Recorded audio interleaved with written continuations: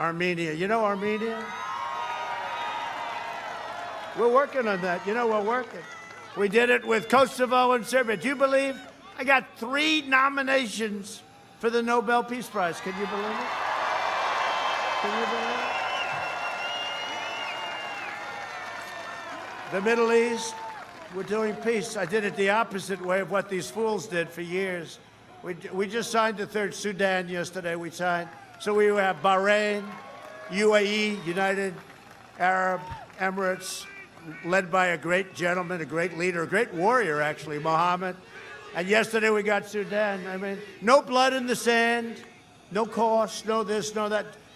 The opposite way. And then we got one, Serbia. We had Serbia, because this relates to Armenia. We had Serbia, Kosovo. We're doing a trade deal. I said, wait a minute. These people, right? Serbia. These people have been killing themselves. They've been killing each other for years and years and decades. And we're dealing with both of them unrelated. I said, fellas, if you don't get your act together, we're not going to deal with you. What the hell do we have to deal for? We don't have to. You know, we're doing trade deals. I said, wait a minute. They've been fighting each other and killing each other for years. I told my people, tell them they got to work a deal. Otherwise, we're not going to do a deal with either of them. Of course, there's nothing. And you know what? They hugged and they kissed in the Oval Office, and they were so happy. And this is after many years. Nobody thought they could come together. Nobody thought they'd come together. That deal was worse than Israel, if you think about it, and the Palestinians. Israel and the Palestinians, they say, it'll come together.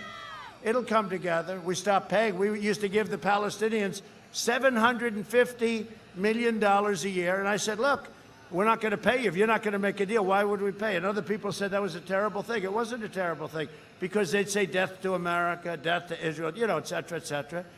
And now they want to talk. They all want to talk. So we have 3 countries. We have many countries lined up. You'll end up with peace in the Middle East with nothing, but for nothing.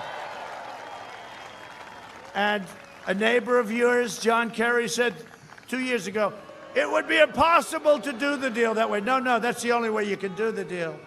And it'll all come, it's all coming together beautifully. We're going to have peace in the Middle East.